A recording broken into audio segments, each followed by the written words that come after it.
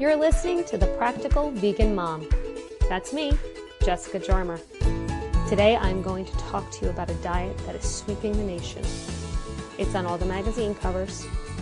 It's all the rage of the morning talk shows. Do you know what I'm talking about yet? No, not a plant-based diet. Weren't you hoping? I was too. It's not. I'm going to talk to you about the keto diet. And the reason I'm going to talk to you about it is because people often ask me, what do you think of the keto diet? Guess what? Lucky for you, I'm going to spend the next few minutes telling you exactly what I think of the keto diet. Now, what the keto diet does, from my understanding of it, is it severely limits carbohydrates. I know everybody is carb phobic. I don't understand it. Everybody is proteined out and carb phobic. Well, the problem is this. When you limit your carbs, you limit the source of energy your body gets from carbohydrates. Carbohydrates fuel your cells. The idea behind a ketogenic diet is you are starving yourself of carbohydrate, so your body goes into a state of ketosis where it releases ketones, and your body starts burning the fat that you have stored. Now, don't get me wrong, that sounds phenomenal. But the effect it has on your body overall is more detrimental than it is beneficial. There are a few things you need to know about the keto diet. Number one, you could develop something called the keto flu. It's where you're irritable, you have constipation, you're fatigued. And this happens because your body is without its fuel, without its carbohydrate. Also, the constipation comes because you're now eating just animal products. There are the occasional fibrous vegetable in there, but in general, I think something ridiculous, like 70% of your diet is fat and the rest is protein, and a very minimal amount is carbohydrate. Well, of the fat and the protein that we're talking about, the only way you are getting fiber is that minimal amount of carbohydrate. Fiber is required to move food through your system. If not to gross you out, but that food is going to rot in your system and relies solely on peristalsis, the muscle movement that undulates through your digestive system and moves food through. That food is going to rely completely on peristalsis to move that meat product through. Meat products left in the system will rot, so you'll get stinky poop, sorry. You'll get that bad breath that is associated with things rotting. You will also be at greater risk for colon cancer and stomach cancer. Does that sound like the kind of diet you want to do? No? Well, I know some of you are thinking, but we get to eat bacon and cheese all the time. Bacon and cheese all the time. I know that this diet says it won't, but it will. It will kill you. Another problem people get on this diet, because the amount of acid is so high in your system, which is, I think, the goal of this, it starts breaking down your bones. So what happens is, as we talked about in other podcasts, what happens is your body starts neutralizing the acidic blood that's in your system. It does that by pulling from your bones and demineralizing them in an effort to neutralize your blood. Because acidic blood is a dangerous thing and your body is always trying to achieve balance. So now you have bones that are literally liquefying in your system. So now that's the risk of osteoporosis. Well, guess what happens with those bones? They start filtering through your system now because they're liquefied, and they start building up in your kidneys, and you could develop kidney stones. Does that sound like a good way to lose weight? I'm hoping you're still saying no. Moving on. When you start having kidney problems, you'll specifically see this in keto diet followers. You'll start getting dark circles around your eyes. In Chinese medicine, when they do a facial analysis and they look at you and you have dark circles around your eyes, they don't say you need more sleep. They say your kidneys are suffering. If you are on a keto diet for any length of time, you will have problems with your kidneys. Now, If you develop a problem called ketoacidosis, when you are overly acidic, it affects your liver, it affects your kidneys, and it affects your brain. As we've said before, the brain is fueled by carbohydrate.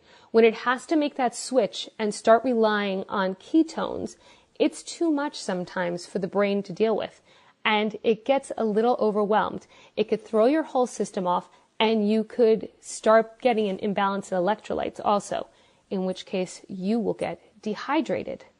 Gosh, this sounds awesome, doesn't it? I can totally see why this is sweeping the nation. Also, another problem that you can have on this diet is loss of muscle. Because once that stored fat is gone, your body starts literally eating away at itself. I know people think that protein is associated with big, bulky muscle, but true proteinaholics have put themselves at great risk. You put yourself at a higher risk for cancer. You put yourself at a higher rate for heart disease. Now, let's look at heart disease for a second.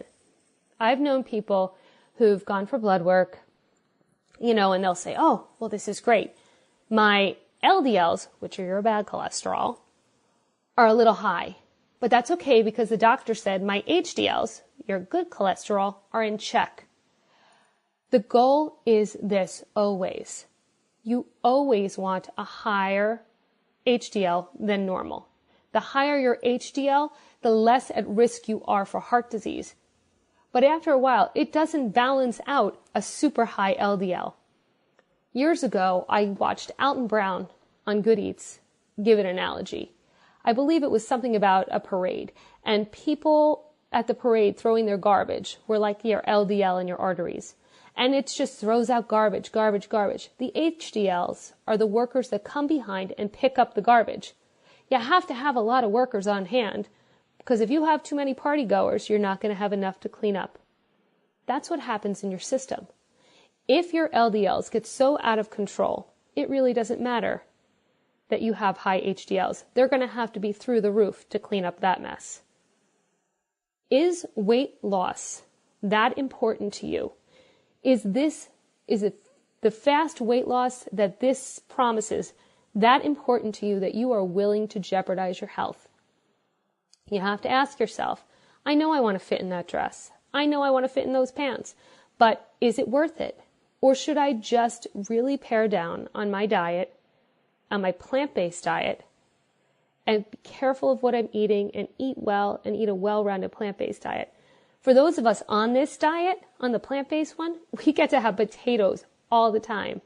We love our potatoes. We love our rice. We love our carbohydrates.